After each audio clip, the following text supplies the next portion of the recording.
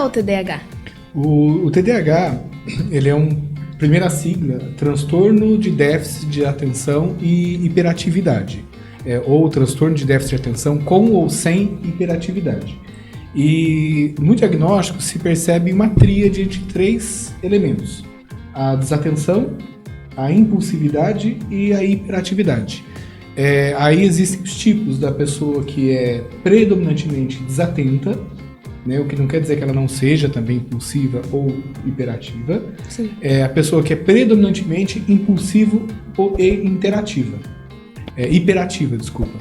E também o tipo combinado, ou seja, a pessoa pode apresentar os 3 aspectos: ser desatenta, ser impulsiva e hiperativa. E, assim, para a pessoa, por exemplo, ser diagnosticada ou perceber alguns sinais de TDAH, ela tem que ter esses 3 sintomas, vamos dizer assim? Na avaliação clínica, os especialistas vão observar a presença desses 3 sintomas. Porque, às vezes, só a desatenção, ela é um traço tanto da personalidade de alguém, que é a pessoa mais desatenta, distraída, ou pode ser sintoma de um outro fator, né? Então, uma criança, às vezes, ela está, por exemplo, num contexto familiar tumultuado. Digamos que ela esteja vendo os pais se divorciarem.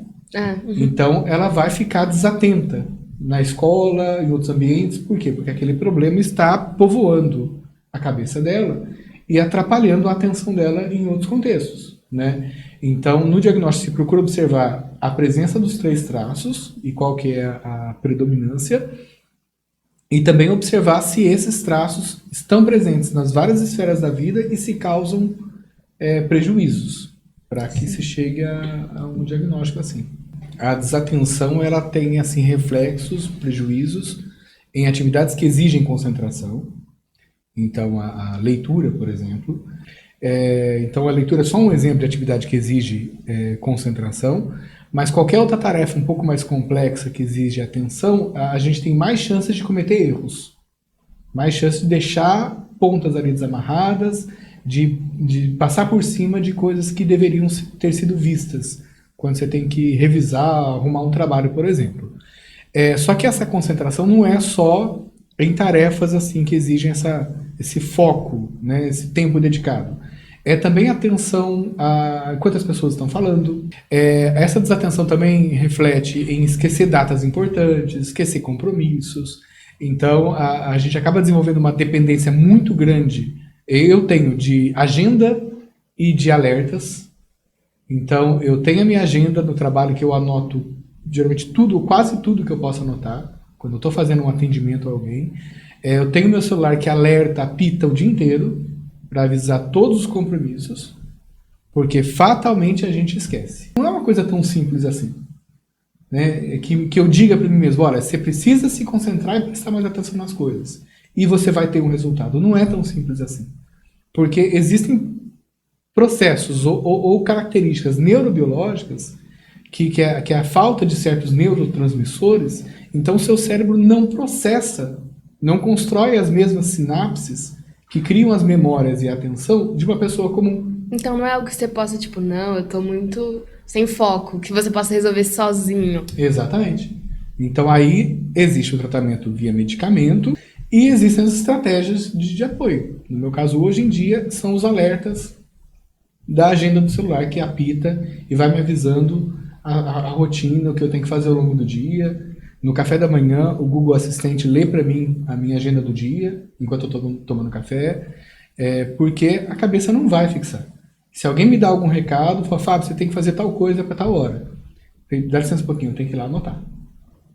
Tem que anotar na mesma hora, entende? Aí a impulsividade é às vezes você não ter o filtro e falar sem pensar.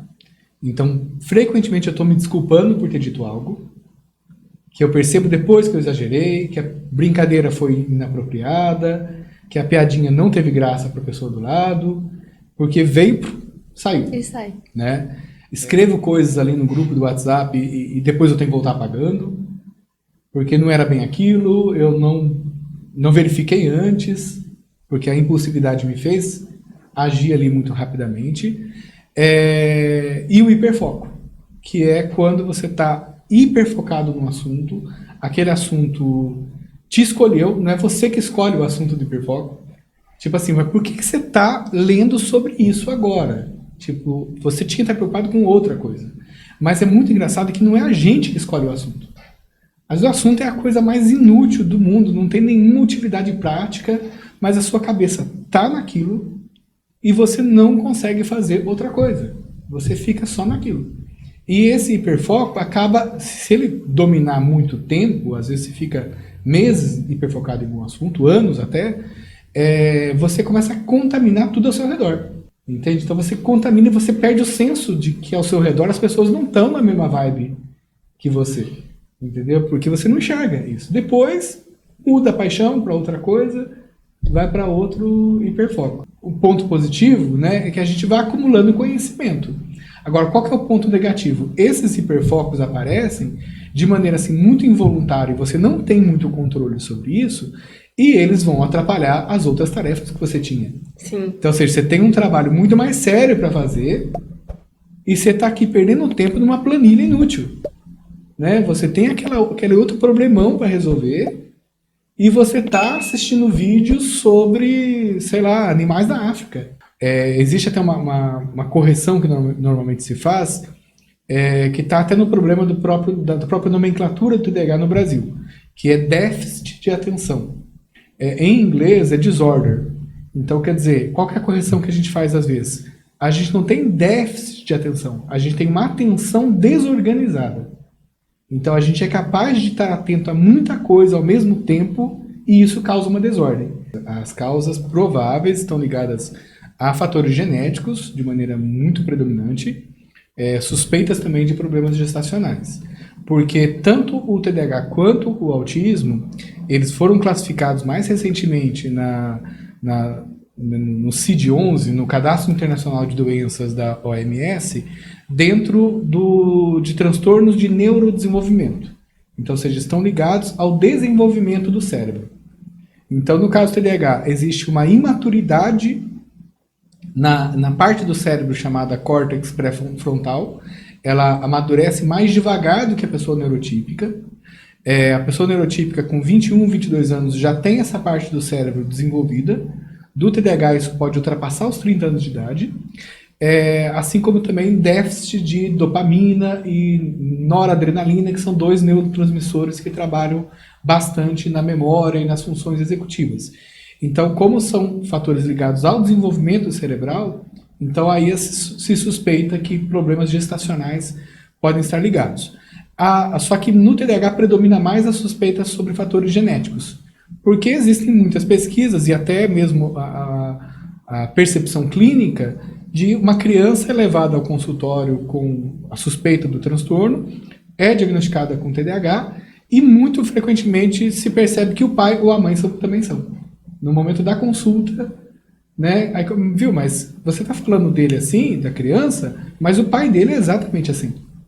Então, ou seja, descobre que o pai já é TDAH ou a mãe já é TDAH também. Isso é muito comum. E também pesquisas com gêmeos univitelinos ou bivitelinos, gêmeos idênticos ou não idênticos. E aí, gêmeos diagnosticados com TDAH, a chance dos dois serem TDAHs é sempre muito maior quando eles são idênticos univitelinos. Então, ou seja, reforça-se mais a ideia da hereditariedade mesmo, e também pesquisas que vêm mapeando quais são os pares de genes da nossa construção genômica que são responsáveis pelos desvios do TDAH. No caso do TDAH, a pessoa que passa a vida toda sem o diagnóstico, ela é lida como uma pessoa preguiçosa, descuidada, desinteressada, né? Ela é lida por esses estereótipos. Uma criança que é preguiçosa, né? Porque nem ela, nem os pais, nem ninguém sabe que, na verdade, existe uma condição que a coloca nessa conjuntura de desatenção, de desorganização, né? E ela é incapaz de ser melhor? Não. Só que ela precisa de um tratamento adequado para ela ser uma pessoa melhor.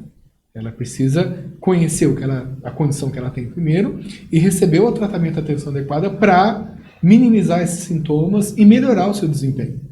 Mas se ela passa a vida toda sem isso, ela vai ser vítima dessa sua condição, da impossibilidade de fazer certas escolhas na vida, de perder empregos que conseguiu porque não deu conta, porque não tinha os instrumentos necessários para se manter numa certa tarefa, né? E, enfim, pode acumular prejuízos ao longo de toda a vida sem saber. Aí depois leva o filho para fazer um diagnóstico, descobre que também é, né? E aí talvez passe a reconhecer o que se passou ao longo de toda a vida.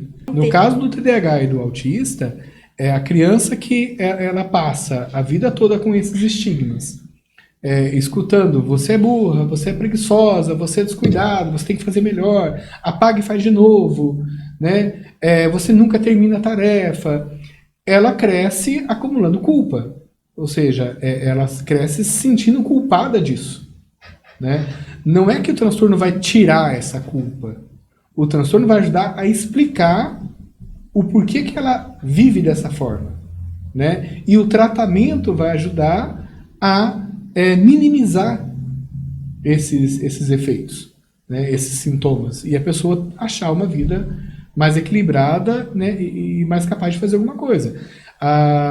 No caso do TDAH, ele não é classificado como deficiência, então quer dizer, a gente realmente não vai se sentir uma pessoa incapacitada a nada, mas a gente sabe que tem que fazer um esforço maior do que o neurotípico para conseguir o mesmo resultado. O diagnóstico ele é clínico e ele deve ser dado também por um psiquiatra ou por um neuropsiquiatra prioritariamente. Existem os testes que são aplicados para verificar traços de comportamento na rotina, na casa, na escola, solicita-se relatório escolar, mas não existe um exame laboratorial de sangue ou de imagem, ou pelo menos não daqueles que se possa fazer de maneira maciça hoje em dia, para falar, não, olha, aqui está a imagem do cérebro que mostra que ele é TDAH. Então, o que predomina mesmo é a avaliação clínica, que vai considerar aqueles traços da tríade, né, da desatenção, da hiperatividade, da impulsividade, da cronicidade disso, quer dizer, isso está presente a vida toda?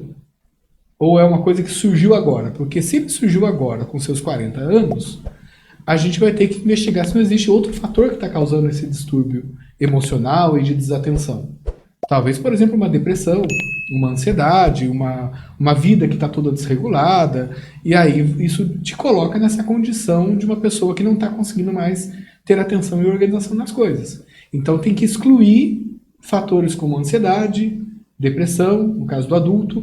No caso da criança, é preciso excluir também fatores como problemas de audição, problemas de visão, que podem também resultar em desatenção. A criança que não escuta os pais chamando, ela pode ser uma criança que é desatenta, autista ou TDAH, né? Que os pais chamam e a criança está fechada no seu mundo e não está escutando os recados que vêm, mas também pode ser uma criança que está com problema de audição. Até bem recentemente conversei aqui na escola com a mãe de uma criança TDAH, e ela falou, então, na época nós fizemos alguns exames caros. Aí eu expliquei para ela isso, não existe exame para TDAH. Que exames que ela fez? Um deles, que foi o exame caro que ela mencionou, foi o exame para audição. Ou seja, precisava descartar se a desatenção da criança não estava relacionada a problemas de audição. Então, são esses por isso que a avaliação, ela é, como disse também a Vitória, multidisciplinar, e ela precisa ser muito bem feita, né? Não vai ser realmente numa conversa de meia hora com um profissional não capacitado e não especializado no assunto que vai fechar o diagnóstico tanto de TDAH quanto de autismo. Tem que ser um profissional bem capacitado, especialista no assunto e que saiba analisar todo esse conjunto de fatores, que saiba descartar outros fatores também ambientais e sociais, como o exemplo que eu dei no começo.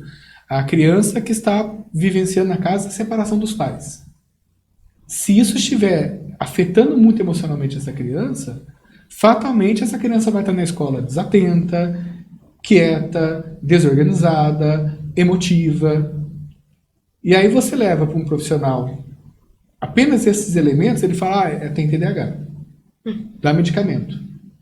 E não é TDAH, é um fator conjuntural do momento ali que perturba o funcionamento cerebral da criança, né? Então tem que ser um especialista com essa visão bem ampla que descarta fatores auditivos, visuais, ansiedade, depressão, né, contextuais para chegar, olha, tá vendo?